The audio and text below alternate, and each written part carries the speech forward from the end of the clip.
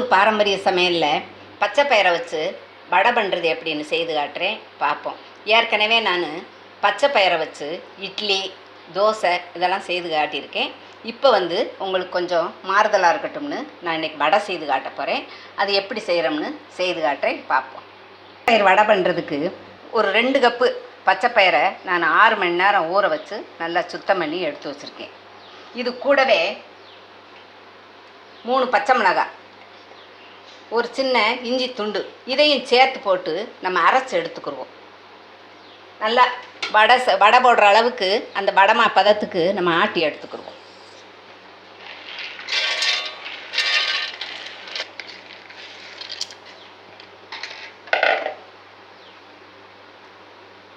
மூணு பச்சை மிளகாய், ஒரு இஞ்சி துண்டு. தண்ணி விடக்கூடாது. தண்ணி விடாமல் நம்ம வடை பதத்துக்கு அரைச்சி எடுத்துக்கிடுவோம். பாருங்கள், வடைக்கு மாவு ரெடி ஆயிடுச்சு. இது கூடவே நம்ம சேர்க்க வேண்டியது 1 ஸ்பூன் ஜீரகம், 1 ஸ்பூன் ஜீரகம், அரை ஸ்பூன் மிளகு,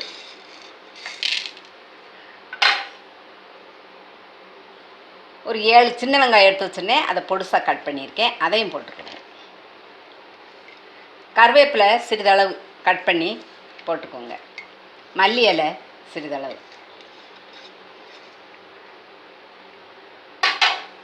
இது கூடவே நம்ம 2 ஸ்பூன் அரிசி மாவு.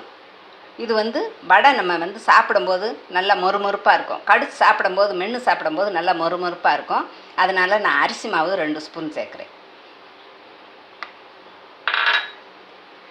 பயறு ஐட்டம், எந்த பயறு ஐட்டம் சாப்பிட்டாலும் நம்மளுக்கு வயிறு ஒரு மாதிரி இருக்கும். அதனால் அதுக்கு ஈடுகட்டுறதுக்காக நான் கொஞ்சம் பெருங்காய பவுடர் சிறிதளவு கொஞ்சம் போட்டுக்கிறோம். இது கூடவே சுவைக்கு தகுந்த மாதிரி உப்பு சேர்த்துக்கிடுவோம். இப்போ இது எல்லாத்தையும் பிசைஞ்சு நம்ம வடை தட்டலாம்.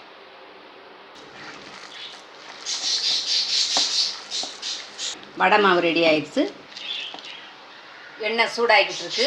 இப்போ இல்லை, ரொம்ப சூடாக்காதீங்க. மீடியமாக இருக்கும்போதே நம்ம வடையை தட்டி தட்டி போடுவோம். இந்த மாதிரி ஒரு இலை எடுத்துக்கோங்க. இலையில் எண்ணெய் தடவிக்கோங்க. கொஞ்சம் எண்ணெய் தடவி உருண்டை போட்டு இதில் வச்சு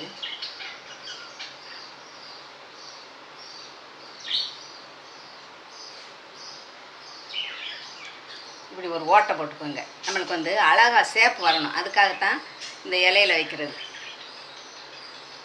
எண்ணெய் சூடாகவும் எண்ணெயில் போட்டு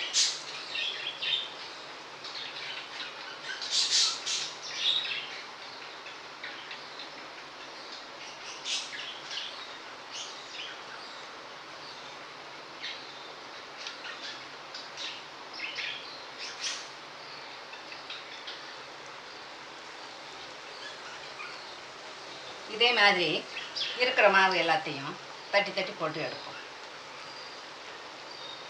திருப்பி திருப்பி விடுங்க. 2 பக்கம் நல்லா திருப்பி விடணும். திருப்பி விட்டு நல்லா முருக வேகவும் எடுத்துடும்.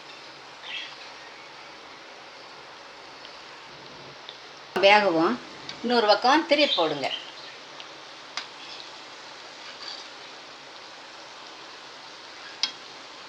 திருப்பி விட்டு 2 பக்கம் நல்லா வேக விடுங்க. எடுத்துருவோம்.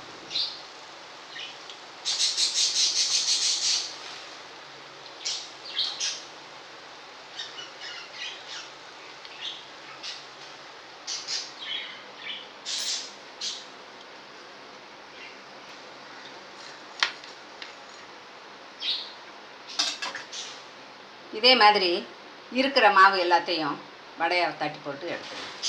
இப்போ நம்மளுக்கு பச்சை பயிறு வடை ரெடி ஆயிடுச்சு. இது உடம்புக்கு ரொம்ப நல்லது. இதே மாதிரி நீங்களும் வீட்டில் செய்து சாப்பிட்டு பார்த்துட்டு உங்கள் ஃபீட்பேக் எழுதுங்க. நன்றி.